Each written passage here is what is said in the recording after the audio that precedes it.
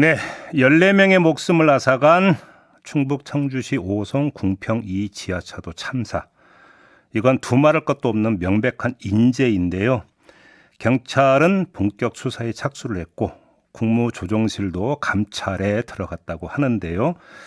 핵심 포인트는 이걸 중대재해처벌법상 중대시민재해로 처벌할 수 있느냐, 바로 이 문제인 것 같은데 관련해서 도움 말씀 주실 분을 전화로 연결하도록 하겠습니다. 중대재해 없는 세상 만들기 운동본부에서 활동하고 있는 손익찬 변호사입니다. 나와 계시죠?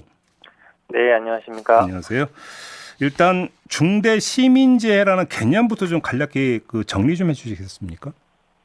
네, 중대시민재해 개념에서는 그 두 가지가 중요합니다. 재해 발생 원인과 피해 정도가 중요한데요. 네. 그 발생 원인을 보시면은 제조물, 공중이용시설, 그리고 공중교통수단의 설계, 제조, 설치나 관리상의 결함이 원인이 되어야 됩니다. 여기서 제조물은 이제 가습기 살균제를 생각하시면 될 것 같고, 공중이용시설이라고 하는 것은 이제 상품 백화점 같은 곳을 생각하시면 되고, 마지막으로 이제 공중교통수단이라고 하면 이제 세월호를 생각하시면 될 것 같습니다. 그리고 그 두 번째로 피해 정도는 사망자가 1명 이상 발생하거나 2개월 이상 치료가 필요한 부상자가 10명 이상 발생하거나 3개월 이상 치료가 필요한 질병자가 10명 이상 발생을 해야 됩니다. 이 두 가지 조건이 충족이 돼야 중대시민재해 개념에 들어오게 되는 것이고, 이렇게 됐을 때 관련자 전부를 이 법으로 처벌하는 것이 아니고 그 법에서는 경영 책임자, 즉 이제 기관장급만 처벌을 하도록 되어 있습니다. 아무튼 요건상 그 피해자의 규모는 여기서 더 따질 이유가 없는 것 같고요. 그렇게 된다면. 네. 그러면 관리 소홀 부분에 있어서 대중교통 이건 시설이잖아요. 대중교통 수단. 예. 그러니까 네. 이 지하차도도 여기에 들어간다고 봐도 되는 겁니까? 예, 그렇습니다. 지금 지하차도도 공중이용시설로 들어갈 수가 있고, 지금 미호강 같은 경우에도 국가하천으로 지정되어 있기 때문에 미호강 제방의 어떤 관리상의 결함이 원인이 되었다면은 그 부분도 같이 문제를 삼을 수가 있습니다. 그러면 결국은 이제 관리 소홀이 있었음을 그러니까 법적으로 입증하느냐 마느냐 이것만 따지면 된다는 얘기가 되는 거잖아요. 최대한 단순한다면. 그렇죠? 그렇습니다. 중대시민재해에서는 그렇고 이제 그렇지 않더라도 지금 문제가 되고 있는 것이 업무 관련자들은 그 일반 형법상 업무상 과실치사죄는 그렇죠. 죄송합니다. 여전히 문제될 수 있습니다. 이제 그게 부산 초량동 그 지하차도 침수 사고 때도 사실 업무상 과실치사죄가 적용이 됐었던 거잖아요. 그때도. 예, 그렇습니다. 예. 네. 그러면 이번에는 이제 그 관심사는 중대시민재해가 적용이 되느냐 문제니까 관리 소홀이라면 결국 두 갈래인 것 같은데 나눠서 한번 질문을 드려볼게요. 첫 번째는 그 미호강 범람, 이 제방 붕괴, 이거의 책임을 그러니까 누가 져야 되느냐의 문제로 연결이 되는 것 같은데 정리해서 잠깐 정리하면서 질문을 겸하면 미호강은 국가 재정을 들여서 관리되는 국가 하천인데 관리 책임은 환경부에 있지만 미호강은 환경부가 충북에 위임했고 충북은 다시 청주시에 재위임을 했고 그리고 미호강 임시제방은 행복청이 진행하는 미호천교 증설공사 과정에서 지어졌기 때문에 이 공사에 대한 하천점용 허가권은 청주시가 아닌 환경부 산하 금강유액 환경청이 갖고 있고 지금 이렇다라는 건데 정리하면 어느 기관의 책임을 물을 수 있는 겁니까? 이러면? 이게 지금 선례가 아직 없기 때문에 중대시민재해는 좀 조심스럽게 접근할 수밖에 없습니다만 이제 중대산업재해는 이미 이제 판결이 이제 3건이 나와 있고 그리고 이제 기소된 건도 이제 한 20건 가량 있습니다.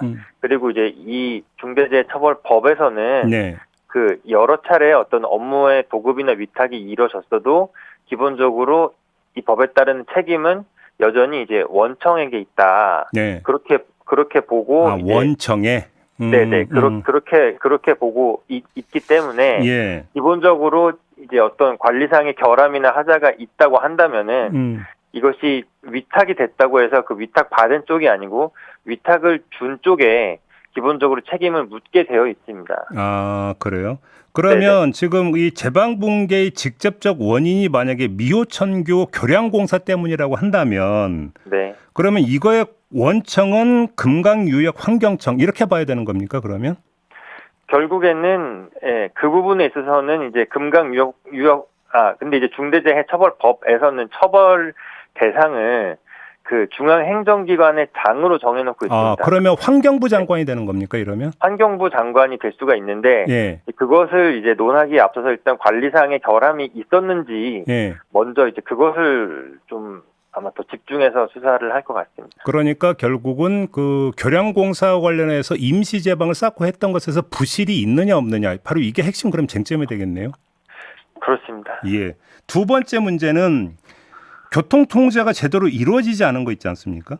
예. 이게 이제 두 번째 문제인 것 같은데, 이거는 그러면 따지고 들어가면 궁극적으로 누구에게 책임을 물을 수 있는 걸까요? 이 부분도 지금 그 초량 지하차도 건에서 봤듯이 예. 지금 정확하게 이제 언론 기사에 나온 것을 저는 또 판결문을 보지는 못했습니다만은 예. 이게 관련 법상에 시설물 안전법이라는 법이 있습니다. 예. 이 법에서도 이제 시설물에 중대한 결함이 있어서 안전한 이용이 어려운 경우에는 관리 주체가 사용 제한과 이제 금지를 해야 된다라고 정하고 있습니다. 그래서 예. 이 도로의 관리 주체는 지금 충북도로 돼 있습니다. 충북도로. 예. 그렇게 지금 언론에 나오고 있는데요. 그리고 이제 또 하나 말씀드릴 것이 이제 재난안전관리법이 있습니다. 이게 그 이태원 참사 때도 많이 언급이 됐었던 법인데 네. 이 재난안전관리법상에는 지방자치단체의 장이 이 재난안전 관련돼서 컨트롤타워 역할을 하도록 되어 있습니다. 이랬을 때는 여기가 지금 청주이기 때문에 예. 충북도와 청주시 양쪽이 다 지금 컨트롤타워 역할을 할 수 있고 했어야 되는 것으로 보입니다. 그런데 지금 이 도로관리 주체가 충북도로 지정이 되어 있기 때문에 네. 충북도 쪽에 조금 더 가깝지 않은가라고 그러면 일단 보이는데요. 그 충북도가 된다면 이제 도지사에게 사법적 책임을 묻는다, 이렇게 연결이 되는 겁니까? 그렇습니다. 네. 그렇다. 결국은 그러면 지금 경찰 수사, 여기서 포인트는 바로 지금 이제 두 갈래로 제가 이제 나눠서 질문드렸던 바로 이 두 가지를 얼마나 입증해내느냐, 이게 이제 핵심이 되겠네요, 정리하자면. 그렇습니다. 그런 부분들이 이제 앞으로 문제가 될 것이고, 다만 이제 그 청주시 차원, 그러니까 아까 말씀드린 대로 이제 청주시도 그 청주 관내에서 재난의 컨트롤타워 역할을 해야 되는 책임은 분명히 있기 때문에 네. 이 부분은 이제 그 도로관리, 형식적인 도로관리 주체한테 이제 조금 더 많은 책임을 지을 것이냐, 아니면 이제 조금 더 이제 정보의 어떤 취합이 아무래도 상대적으로 더 쉬운 네. 청주시 쪽으로 책임을 지을 것이냐, 이 부분은 앞으로 조금 더 지켜봐야 될 것 같습니다. 근데 지금 그 변호사님과 문답을 나누다 보니까 수사 포인트는 아주 단순 명쾌하고 이것만 입증만 되어서 이게 중대시민죄 적용이 그렇게 어렵지 않아 보이는데, 근데 또 그렇지 않은 게 그 전례가 지금 성남시 그 분당 정자교 붕괴 사고 있잖아요. 예. 이때도 중대시민죄 적용이 된다 안 된다 하는데 적용됐다는 얘기 제가 못 들었거든요. 이게 어렵습니까? 현실적으로 적용하는 게? 분당 정자 보도교, 죄송합니다. 이제 분당 정자교 같은 경우에도 이게 도로 규모상 예. 중대 시민재해에는 들어오는데 아무래도 이 법에 따른 수사가 예. 아까 말씀드린 대로 이제 기관장, 오로지 기관장만 처벌을 받도록 되어 있습니다. 그렇기 때문에 이게 그 원인을 찾아가지고 예. 그 수사를 하고 이제 처벌을 하는 법이어서 예. 아무래도 이게 구조적인 문제가 없었느냐, 조직 자체에 문제가 없었느냐를 보는 것은 아무래도 조금 시간이 걸릴 수밖에 없습니다. 그러니까 영국 같은 경우에도 그 기업과실치사죄로 수사와 기소가 이뤄지는 것은 조금 그 일반적인 어떤 과실치사나 이런 것보다 시간이 좀 차이가 많이 나는 경우가 그래요? 많이 있습니다. 일반적으로 조금 그러니까 원래 이제 기본법으로 처벌을 받는 것이 뭐 한 1년 이내에 이뤄진다고 한다면은 이제 이 법은 완전히 조직 전체의 잘못을 찾아서 책임을 지우는 거기 때문에 좀 시간적인 갭이 좀 차이가 나는 거죠. 그러니까 기관장을 처벌하기 위해서는 조직 전체에 문제가 있었다는 게 입증이 되는데 이 말씀이십니까? 그렇습니다. 그러면 결국은 지금 변호사님의 말씀의 맥락에 따르면 처벌 대상을 기관장으로만 설정한 것 자체가 오히려 수사를 어렵게 한다, 이런 말씀이십니까? 수사를 어렵게 한다기보다는 이제 조금 더 구조적인 원인을 찾아서 그것을 해결해야 되기 때문에 아무래도 네. 그 기소까지는, 그러니까 수사와 기소에 조금 더 신중을 기하게 되는 면이 분명히 있고, 네. 이제 그렇지만 이제 예전이랑 다른 것은 그 말씀을 꼭 드리고 싶은데, 예전에는 정말 그야말로 현장에서 뛰어다니는 사람들만 네. 그거 어떤 좀 미시적인 잘못에만 집중을 그렇죠. 많이 그렇죠. 했다면은 그렇죠. 이제 이 법이 생김으로 인해서 조금 더 구조적인 면에 집중을 하게 됐다, 그렇게 그렇죠. 보시면 될 것 같습니다. 그렇죠. 네. 결국은 그러니까 그 수사 역량을 총동원해서 얼마만큼 구체적으로 입증해낼 수 있느냐, 수사 의지가 있느냐 없냐, 그리고 수사 역량이 있느냐 없냐, 이 문제로 이제 귀착이 된다고 좀 봐야 될 것 같고요.